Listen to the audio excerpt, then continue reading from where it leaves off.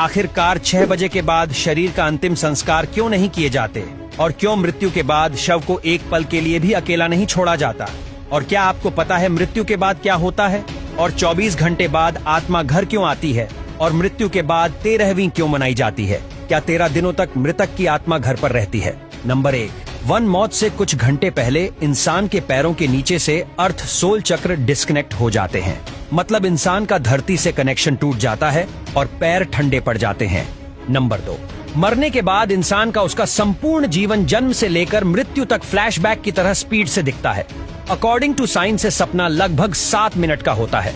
उसके बाद brain shut down हो जाता है और अंत में इंसान अपनी सुनने की शक्ति खो देता है, जिसके बाद एशटल पार्ट्स टूट जाता है, जो कि एक तरह से शरीर और आत्मा का कनेक्शन है, जिसके टूटने से आत्मा शरीर से मुक्त हो जाती है। नंबर 3, लंबे समय से शरीर में रहने के कारण वो बॉडी को छोड़ने से मना करती है। वो फिर से बॉडी में प्रवेश करने की काफी कोशिश करती है, लेकिन वो असफल रहती है। जैसे हमारे लिए किसी की मृत्यु को स्वीकार करना मुश्किल होता है, वैसे ही आत्मा भी शरीर की मृत्यु को मानने से इनकार करती है। नंबर 4, शरीर छोड़ने के बाद आत्मा बॉडी के 15 फीट ऊपर हवा में तैर रही होती है। वो अपने परिजनों को रोता हुआ देखती है।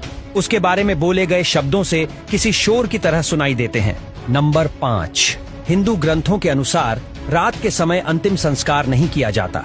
उसे सूर्य देव की पहली किरण के बाद ही जलाया जाता है। अगर किसी व्यक्ति का अंतिम संस्कार रात को किया जाए तो उसकी आत्मा प्रेत योनि में प्रवेश करती है, जिसके बाद वो सदा के लिए हमारे डायमेंशन यानी कि आयाम में भटकती रहती है।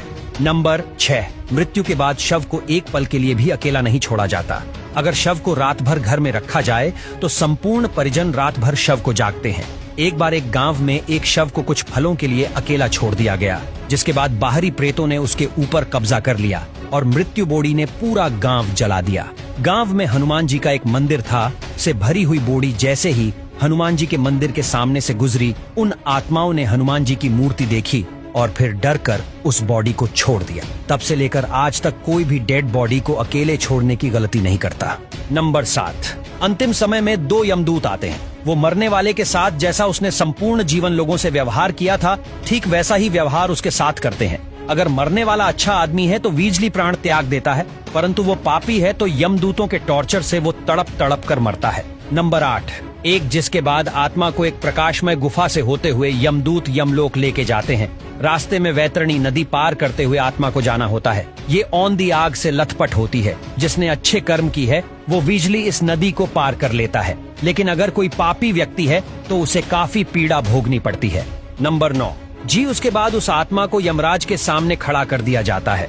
फिर चित्रगुप्त जी उस व्यक्ति के पाप और पुण्य का लेखा जोखा यमराज के सामने रखते हैं। उसके कर्मों के आधार पर उसे स्वर्ग या नरक भेजा जाता है। गरुड़ पुराण के अनुसार कोई 33 प्रकार के नरक है।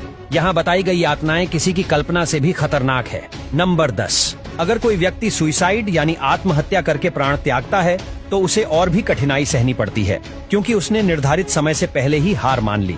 यह शरीर हमारा नहीं है, ये किराए का मकान है जिसे कुछ समय के लिए यूज करने के लिए मिला है। ये मिट्टी का है और एक दिन मिट्टी में ही मिल जाएगा। 11वां नंबर, गरुड़ पुराण के अनुसार हमारे वास्तविक जीवन में किए गए हमारे कर्म ही हमें नरक दिलाते हैं। उसके बाद अगर कोई साधु या तपस्वी है तो उसे मोक्ष की प्राप्ति हो जाती है। नंबर 12, सबसे बड़ा सवाल, ये सब बातें हमें कैसे पता?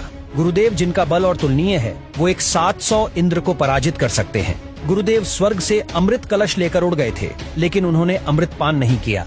उन्हें बिना अमृत के ही अमृता प्राप्त हुई। ये वरदान उन्हें स्वयं श्री हरि नारायण ने प्रसन्न होकर दिया था। गरुड़ देव तो अमर है, उन्हें नहीं पता कि मृत्यु के बाद क्या होता है। इसीलिए जिज्ञासावश उन्होंने श्री हरि नारायण से ये प्रश्न पूछा और इसी विज्ञान को हम गरुड़ पुराण के नाम से जानते हैं। भगवत गीता में श्री कृष्ण ने कहा था, आत्मा न तो पैदा होती है और न ही वह मरती है।